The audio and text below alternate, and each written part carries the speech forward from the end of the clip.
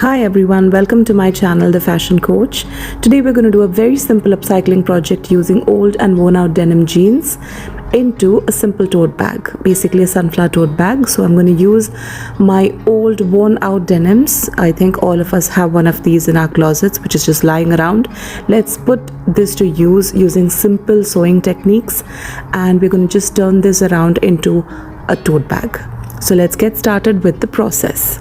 So to begin with, first we're going to use a template, or if you do not want to use a template, all you can do is start measuring according to the kind of size that you want to make your tote bag. I'm going to go around with something around a 14-inch as a measurement, so I'm going to give an allowance of 1.5 inch.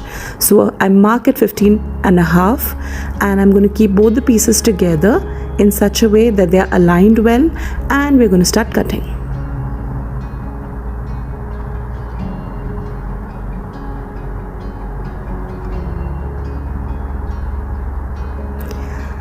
Now that we have finished cutting the pieces, the next step is basically lay them out separately, and we are now going to use our favorite tools. Okay, so this is a seam ripper.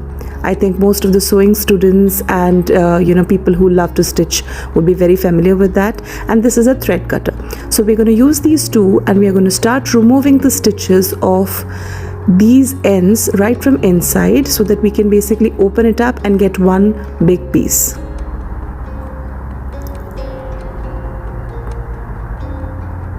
This is actually a tedious process, but then we have finished it.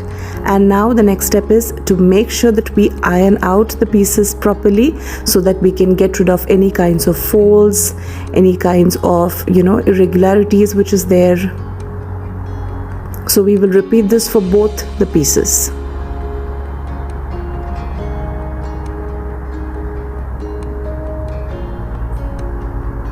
And now it's time to start using the fusing, which is what we are going to use as a base. We're going to iron these fusing pieces onto our main fabric, which is the denim, but we have to first cut the fusing in the right size of the bag that we need. So I have used a sort of like a simple rectangle size, which is around 11.5 inch to almost 11 inch, or we can say 10.75 on one side, and I'm just going to mark the corners, and accordingly I'm going to cut them properly. The upper half I'm going to leave as it is because we need the edge, and the bottom half that I'm cutting it off, we are going to use it to make the base.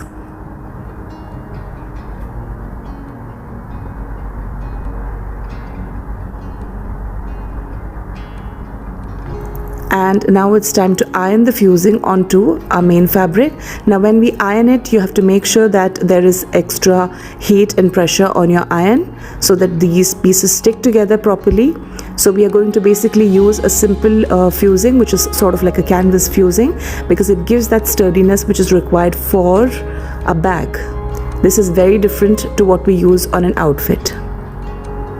So now we have finished ironing both the pieces together. You can see that they are quite sturdy and they've become a little bit stiffer, and it felt a little plain to keep the bag as it is, which is why I have drawn a simple sunflower design using a marking chalk. Now remember, anytime we work on a fabric, we always have to use a marking chalk because it simply gets washed off very quickly once we are done with our work.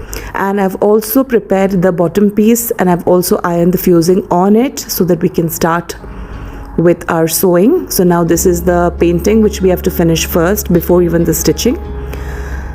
So I've decided to go with a brighter sunflower color. So it's a mix of orange and white and bright yellows.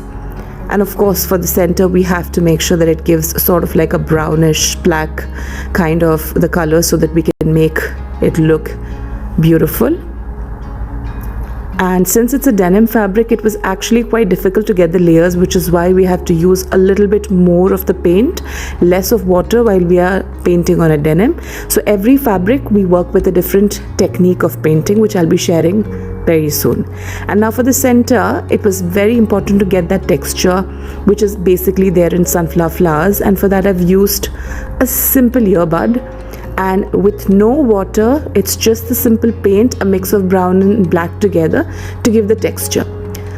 So I've done it on both the sides, and of course, to give a little bit of shine to the pieces, what I have done is I have also ironed a lamination film on it, because it's a bag, so it needs to look a little bit, glossy. That's what I thought.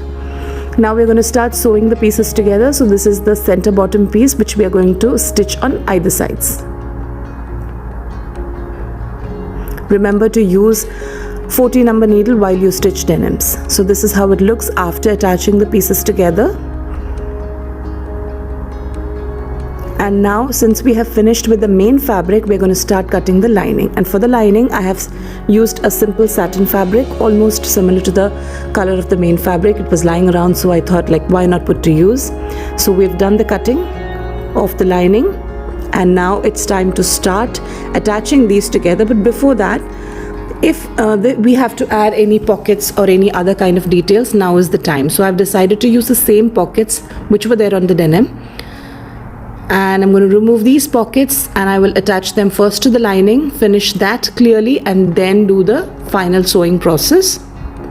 So now the pockets are removed, and now I'm going to stitch the pockets onto the lining. So now we have finished attaching the pockets to the lining. The most important thing is we attach it to the shiny part or the main part of the lining. And now we have to basically stitch these pieces together, but after overlocking the edges. So that is very important. And now whenever we stitch, we are always going to stitch with, from the inside part. We'll first finish the sides, and then we finish the bottom part, which is most crucial. And once we have done this, the last step is finishing with the handle. And once you're done with the handle, here's your bag, which is completely ready. So that was a simple tote bag which we made with denim jeans. So I hope you have enjoyed the process. Stay tuned for more projects. Thank you for watching.